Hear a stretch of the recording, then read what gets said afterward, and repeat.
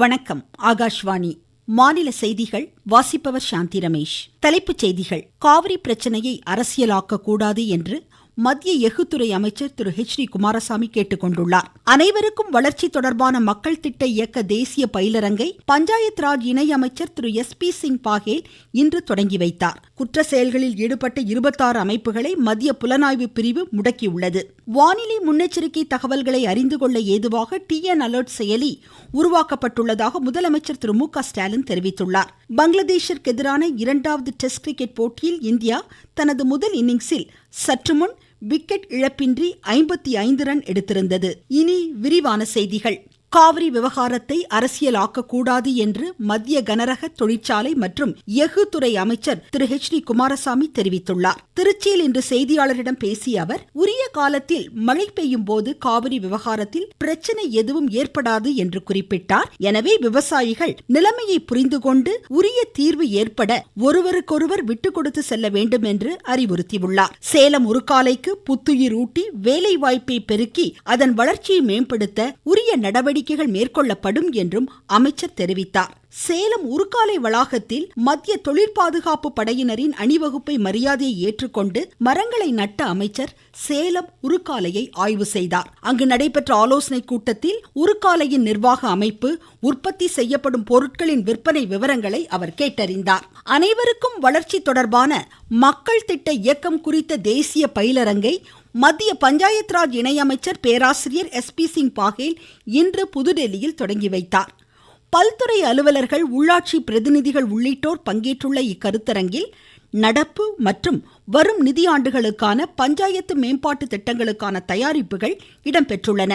பல்வேறு மாநிலங்களிலும் யூனியன் பிரதேசங்களிலும் நடைமுறைப்படுத்தப்படும் மக்கள் நல திட்டங்கள் குறித்து இதில் பகிரப்படுவதால் புதிய வாய்ப்புகளுக்கான தளமாக இப்பணிப்பட்டறை திகழும் என எதிர்பார்க்கப்படுகிறது. உலகளாவிய சைபர் குற்றங்களை இலக்காக கொண்டு செயல்படும் 26 அமைப்புகளை மத்திய புலனாய்வு பிரிவு முடக்கியுள்ளது. CBI அமைப்பு 32 இடங்களில் மேற்கொண்ட ஒருங்கிணைந்த சைபர் தொழில்நுட்ப ஆய்வுகளின் அடிப்படையில் இந்நடவடிக்கை. ஹைதராபாத், புனே, விசாகப்பட்டினத்தை தலைமையிடமாக கொண்டு செயல்பட்ட இந்த அமைப்புகளிடமிருந்து மின்னணு சாதனங்கள், கைபேசிகள், மடிக்கணினிகள், நிதிசார் தகவல்கள், தொலைத்தொடர்பு ஆவணங்கள், விலை உயர்ந்த வாகனங்கள் பறிமுதல் செய்யப்பட்டுள்ளன. அமெரிக்க குடிமக்களை இலக்காக கொண்டு இந்த அமைப்புகள் செயல்பட்டதாக CBI தெரிவித்துள்ளது. 3வது கட்ட ஆபரேஷன் சக்ரா நடவடிக்கையின் கீழ் இன்டர்போல் மற்றும் வெளிநாட்டு சட்ட அமலாக்க முகமைகளின் உதவியுடன் முறைகேடுகளில் ஈடுபடும் இத்தகைய அமைப்புகள் கண்டறியப்பட்டு நடவடிக்கைகள் மேற்கொள்ளப்படுவதாக CBI மேலும் கூறியுள்ளது. இந்தியாவில் தயாரிப்போம் இயக்கத்தை மேலும் வலுப்படுத்த வர்த்தக சீர்திருத்த செயல் திட்டம் 2024 கொண்டுவரப்படும் என்று மத்திய வர்த்தக தொழில்துறை அமைச்சகம் தெரிவித்துள்ளது. இதன் மூலம் இலகுவான வர்த்தக நடைமுறைகள் மேலும் எளிதாக்கப்பட்டு வர்த்தக ஒழுங்குமுறை செயல் திட்டம் வகுக்கப்படும் என்று அமைச்சகம் கூறியுள்ளது. சீர்திருத்த நடவடிக்கைகளால் சங்கிலி விநியோகம் முறைப்படுத்தப்பட்டு பணிச்சுமைகள் குறைக்கப்பட்டு மின்னணு தீர்வுகள் மூலம் இந்தியாவில் தயாரிப்போம் திட்டம் உலகளாவிய முதலீட்டு மையமாக உருவெடுக்கும் என்றும் நம்பிக்கை வெளியிட்டுள்ளது. நாட்டின் வர்த்தக கட்டமைப்புகளில் மாற்றங்களை கொண்டு வருவதற்காக 2014-15 ஆண்டில் வர்த்தக சீர்திருத்த செயல் திட்டம் நடைமுறைப்படுத்தப்பட்டது குறிப்பிடத்தக்கது. ஜமைக்கா பிரதமர் டாக்டர் ஆண்ட்ரூ ஹாலண்ட்ஸ் 4 நாள் அரசுமுறை பயணமாக இன்று இந்தியா வந்துள்ளார். மத்திய நிதித்துறை இணையமைச்சர் திரு பங்கஜ் சௌத்ரி புதுடெல்லி விமான நிலையத்தில் அவரை அன்புடன் வரவேற்றார். பிரதமர் திரு நரேந்திர மோடியை நாளை டாக்டர் ஹாலண்ட்ஸ் சந்தித்து இருதரப்பு ஒத்துழைப்பு குறித்து விரிவான பேச்சுவார்த்தைகளை மேற்கொள்கிறார். குடியரசுத் தலைவர், குடியரசு துணைத் தலைவர் ஆகியோரையும் சந்திக்கும் ஜமைக்கா பிரதமர் தொழில் வர்த்தக பிரிவு தலைவர்களுடன் முதலீடுகள் தொடர்பான ஆலோசனைகளை மேற்கொள்கிறார். இப்பயணத்தின் போது பல்வேறு புரிந்துணர்வு ஒப்பந்தங்களும் கையெழுத்தாக உள்ளன. ஜம்மு காஷ்மீரின் 7 மாவட்டங்களில் 40 சட்டப்பேரவை தொகுதிகளுக்கு நாளை நடைபெறவுள்ள 3வது இறுதிக்கட்ட வாக்குப்பதிவிற்கான அனைத்து ஏற்பாடுகளும் தயார் நிலையில் வைக்கப்பட்டுள்ளன. 415 வேட்பாளர்களின் வெற்றி தோல்வியை 39 லட்சம் வாக்காளர்கள் நிர்ணயிக்க உள்ளனர். இதனிடையே ஹரியானாவில் வரும் 5ஆம் தேதி 90 தொகுதிகளுக்கு ஒரே கட்டமாக நடைபெறும் வாக்குப்பதிவிற்கான பிரச்சாரம் முழு வீச்சில் தற்போது நடைபெற்று வருகிறது.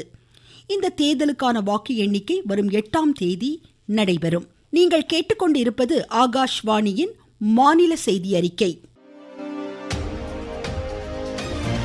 மூன்றாம் முறை மோடி அரசின் முதல் 100 நாள் சாதனைகள். பிரதமரின் வீட்டு வசதி திட்டத்தின் கீழ் கூடுதலாக 3 கோடி வீடுகள் கட்ட இலக்கு. முத்ரா கடனுதவி திட்டத்தின் கீழ் கடன் உச்சவரம்பு 20 லட்சம் ரூபாயாக உயர்வு. 4 லட்சத்திற்கும் மேற்பட்ட மகளிர் சுய உதவி குழுக்களுக்கு 2500 கோடி ரூபாய் சுழல் நிதி. லட்சாதிபதி பெண்கள் திட்டத்தின் கீழ் 11 லட்சம் பேருக்கு சான்றிதழ். சுற்றுலா துறையில் மகளிருக்கு கூடுதல் வேலை வாய்ப்புகள். மகளிர் வாங்கும் சொத்துக்களுக்கு பத்திரப்பதிவு கட்டணத்தை குறைக்க மாநில அரசுகளுக்கு ஊக்கம். 7 லட்சம் ரூபாய் வரை வருமானம் உள்ளவர்களுக்கு வரி விலக்கு. வளர்ச்சியடைந்த இந்தியாவிற்கான பயணத்தில் மோடி அரசு. தொடரும் மக்கள் நலத்திட்டங்கள். தமிழ்நாட்டில் வானிலை முன்னெச்சரிக்கை தகவல்களை அறிந்து கொள்ள ஏதுவாக TN அலர்ட் செயலி உருவாக்கப்பட்டுள்ளதாக முதலமைச்சர் திரு மு.க. ஸ்டாலின் தெரிவித்துள்ளார். வடகிழக்கு பருவமழை முன்னெச்சரிக்கை நடவடிக்கைகள் குறித்த ஆலோசனைக் கூட்டத்தில் இன்று பேசிய அவர் அனைத்து துறைகளும் ஒருங்கிணைந்து செயல்பட வேண்டும் என்று அறிவுறுத்தினார். பெய்த மழையோட அளவு எவ்வளவு என்பது அது பெய்கிற நேரத்திலே தெரிஞ்சாதான் அணைகள்ல நீர் திறப்பு மேலாண்மை, வெள்ள முன்னெச்சரிக்கை தகவல்களை வழங்குதல் உள்ளிட்ட பல்வேறு பணிகளை சரியா செய்ய முடியும். 1400 தானியங்கி மழைமானிகளையும் 100 தானியங்கி வானிலை மையங்களையும் நிறுவி நிகழ்நேர தகவல்களை பெற்று வருகிறோம். வானிலை முன்னெச்சரிக்கை, தற்போதைய வானிலை, பெறப்பட்ட மழை அளவு, நீர்த்தேக்கங்களில் இருக்கக்கூடிய நீர் இருப்பு உள்ளிட்ட விவரங்களை தமிழிலேயே தெரிஞ்சுக்கக்கூடிய வகையில் தமிழ்நாடு அரசு TN அலர்ட் என்னும் மொபைல் போன் செயலியில உருவாக்கி இருக்கு. வெள்ள பாதிப்புக்குள்ளான மக்களுக்கு நிவாரண உதவிகள் உடனடியாக வழங்கப்பட வேண்டும் என்றும் முன்னேற்பாட்டு பணிகளை விரைந்து முடித்திடவும் முதலமைச்சர் அறிவுறுத்தியுள்ளார். மாநிலத்தில் பேரிடரை எதிர்கொள்ள தேவையான உள்கட்டமைப்புகள் மேம்படுத்தப்பட்டுள்ளதாக கூறிய முதலமைச்சர் நோய் தொற்றை தடுக்க துரித நடவடிக்கைகள் மேற்கொள்ளப்பட வேண்டும் என்றார். பேரிடர் காலங்களின் போது மாவட்ட நிர்வாகம் தன்னார்வலர்களோடு இணைந்து பணியாற்ற வேண்டும் என்றும் அவர் குறிப்பிட்டார். தேசிய தன்னார்வ ரத்த தான தினம் நாளை கொண்டாடப்படுகிறது. ரத்த நன்கொடையின் 20ஆம் ஆண்டு கொண்டாட்டம் ரத்த கொடையாளர்கள் அனைவருக்கும் நன்றி என்பதே இந்த ஆண்டின் கருப்பொருளாகும். இந்நாளையொட்டி முதலமைச்சர் விடுத்துள்ள செய்தியில் பொதுமக்களின் உயிர்காக்கும் சேவையில் நாம் அனைவரும் பங்கெடுக்க வேண்டும் என்று கேட்டுக்கொண்டார். சென்னை CIT பொறியியல் கல்லூரி மாணாக்கர் யூலாக் 3 என்ற சிறிய ரக செயற்கைக்கோளை திருவண்ணாமலை மாவட்ட விளையாட்டு மைதானத்திலிருந்து இன்று விண்ணில் செலுத்தி சாதனை படைத்துள்ளனர்.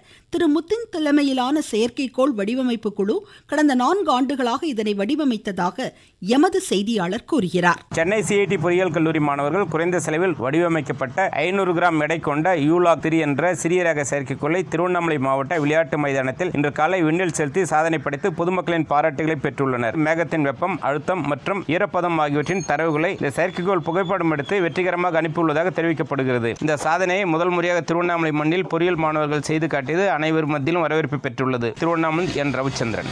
அரியலூர் மாவட்ட ஆட்சித்தலைவர் அலுவலகத்தில் வரும் 5ஆம் தேதி நடைபெறவுள்ள வேலைவாய்ப்பு முகாம் விழிப்புணர்வு பிரச்சார வாகனத்தை ஆட்சித்தலைவர் திரு ரத்னசாமி இன்று தொடங்கி வைத்தார். தருமபுரியில் வரும் 4ஆம் தேதி தொடங்கும் 10 நாள் புத்தக திருவிழா தொடர்பான விழிப்புணர்வு வாகனத்தை ஆட்சித்தலைவர் திருமதி சாந்தி இன்று தொடங்கி வைத்தார். திருச்சிராப்பள்ளி மாவட்டத்தில் அகவை முதிர்ந்த தமிழறிஞர்கள் உதவித்தொகை பெற அடுத்த மாதம் 31ஆம் தேதிக்குள் தமிழ் வளர்ச்சி துணை இயக்குனர் அலுவலகத்தில் விண்ணப்பிக்கலாம்.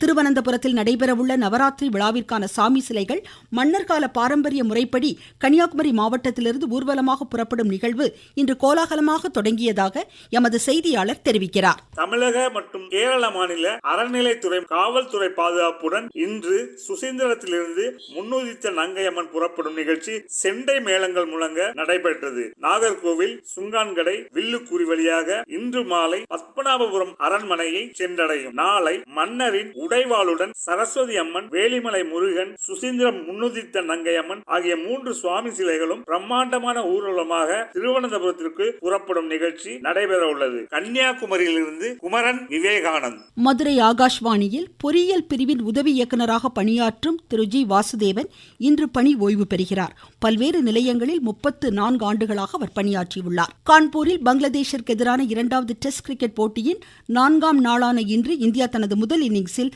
சற்று முன் 1 விக்கெட் இழப்பிற்கு 66 ரன் எடுத்திருந்தது. முன்னதாக பங்களாதேஷ் தனது முதல் இன்னிங்ஸில் 233 ரன்னுக்கு ஆட்டமிழந்தது.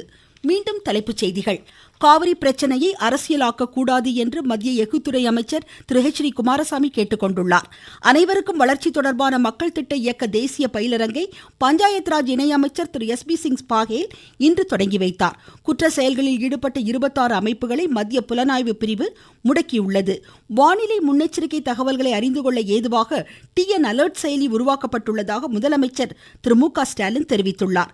பங்களாதேஷிற்கு எதிரான 2வது டெஸ்ட் கிரிக்கெட் போட்டியில் இந்தியா தனது முதல் இன்னிங்ஸில் சற்று முன் ஒரு விக்கெட் இழப்பிற்கு 66 ரன் எடுத்திருந்தது. இத்துடன் இந்த செய்தி அறிக்கை முடிவடைந்தது.